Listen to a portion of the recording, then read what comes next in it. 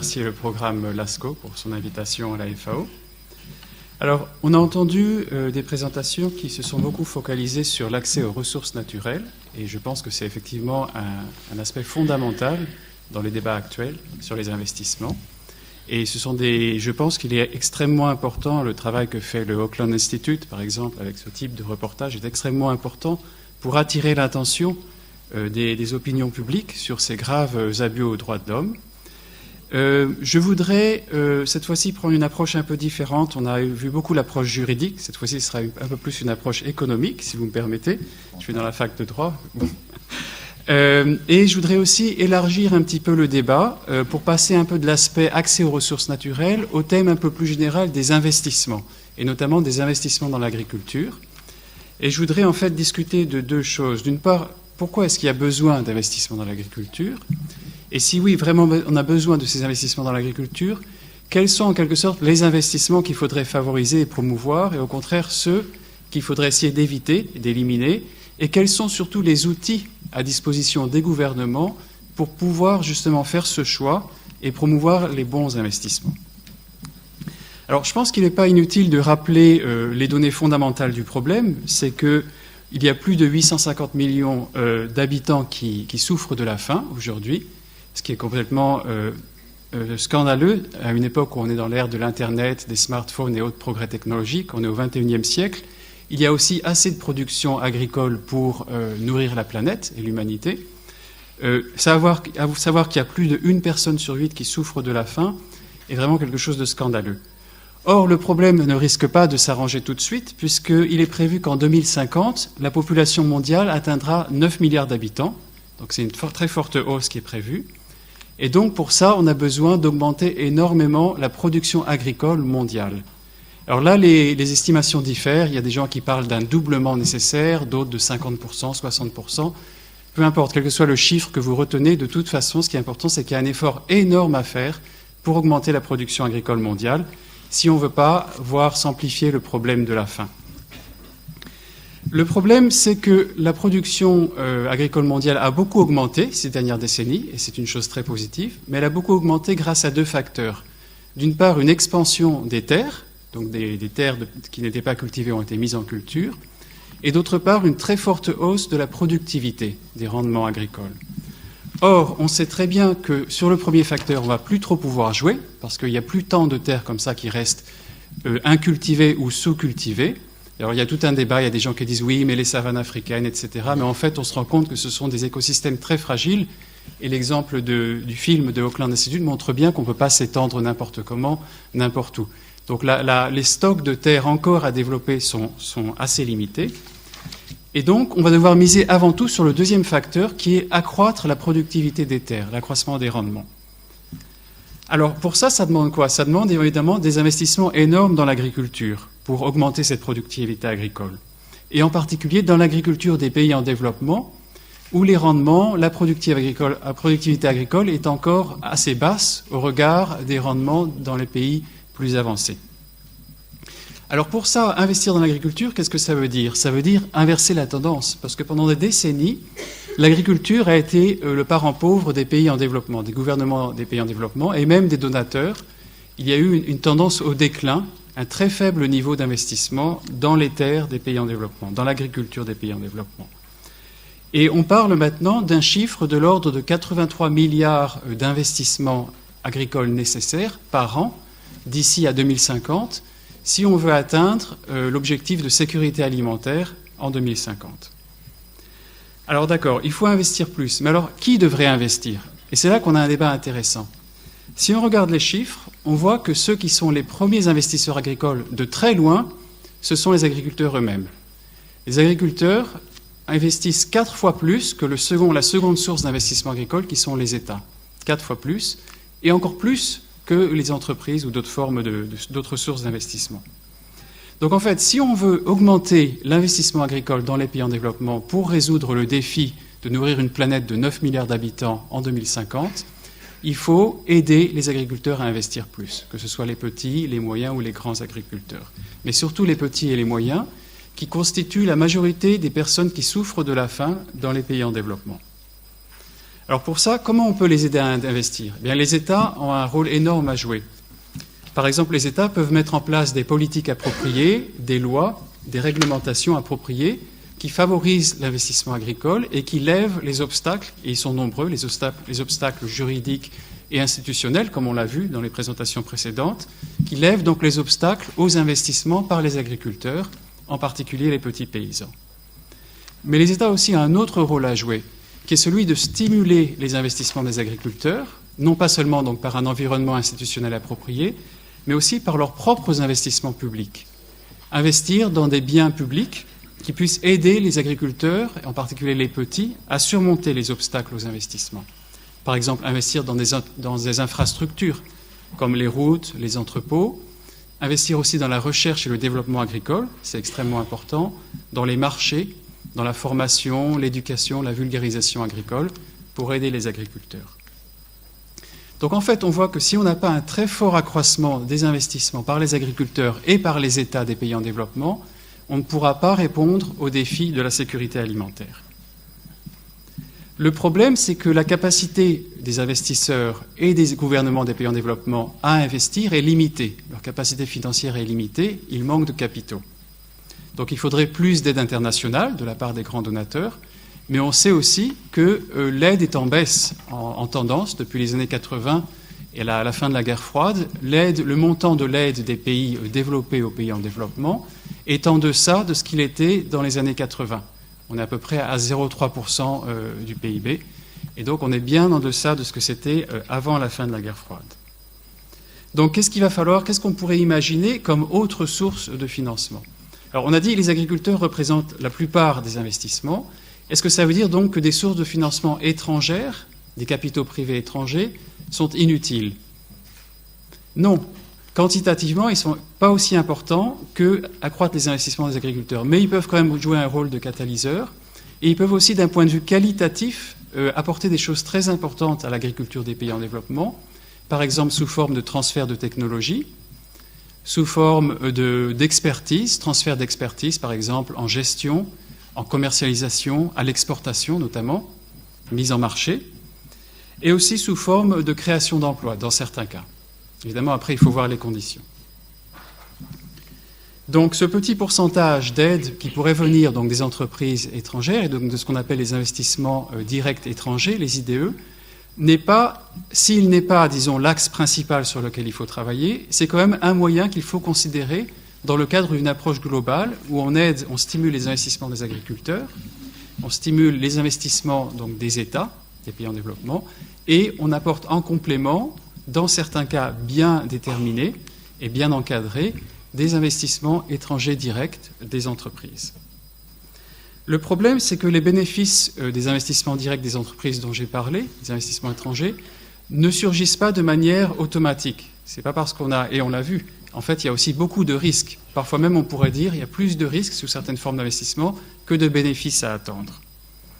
Donc, qu'est-ce qu'il faut faire? Il faut essayer un peu de cerner quels sont les types d'investissements étrangers directs qui peuvent être bénéfiques au développement local, au développement agricole et au développement des communautés autochtones des pays en développement. Alors, la FAO a fait un certain nombre d'études de cas dans des pays en développement sur les impacts des investissements étrangers directs. Et elle s'est rendue compte qu'il y avait certaines formes d'investissement qui pouvaient être intéressantes et d'autres qui sont à éviter. Alors, quelles sont les formes d'investissement à éviter? Bon, je crois que la vidéo du programme Auckland est très claire, de l'Institut Auckland. En général, les acquisitions de terres à grande échelle dans les pays en développement n'ont pas d'effet bénéfique sur le développement et en général, leurs inconvénients dépassent de loin les quelques avantages qu'ils peuvent apporter, comme par exemple quelques créations d'emplois, mais il faut voir encore la durabilité de ces emplois. Parce que parfois, on a des grosses créations d'emplois annoncées la première année, et puis après quelques années, il n'y a plus rien qui reste. Donc, en général, des formes d'investissement qui impliquent un transfert du contrôle de la terre, que ce soit une vente directe ou que ce soit une concession des baux à longue durée, comme on voit souvent 50 ans, 75 ans, 99 ans, ce genre d'investissement n'a pas d'aspect positif sur le développement, a des impacts plutôt négatifs. Et en fait, on se rend compte que ce problème d'accaparement des terres, c'est souvent en fait avant tout un problème de gouvernance dans le pays hôte. Un problème de s'il n'y a pas de bonne gouvernance, s'il n'y a pas de transparence, de participation, de démocratie, d'application des lois, et d'état de droit, en général, la porte est ouverte à ce genre d'investissement dangereux et aux conséquences négatives pour le pays hôte. Alors, quels sont par contre les modèles d'investissement qui peuvent être intéressants? Ça peut être par exemple un partenariat entre une entreprise, un investisseur étranger, et des agriculteurs locaux qui misent, en fait c'est un partenariat gagnant-gagnant, qui mise sur les atouts de chacun des deux partenaires. L'investisseur, par exemple étranger, il peut amener évidemment du capital, c'est ce qu'il fait en général. Il amène une expertise technique, de mise en marché, de gestion, et il amène de la technologie. Les agriculteurs, ils ont beaucoup de choses à offrir aussi, les agriculteurs locaux, même petits. Ils ont une très bonne connaissance de leur milieu naturel, des techniques traditionnelles de production qui respectent l'environnement, parce qu'elles ont duré pendant des générations. Donc si elles n'avaient pas été respectueuses de l'environnement, il n'y aurait plus de production. L'environnement a été détruit.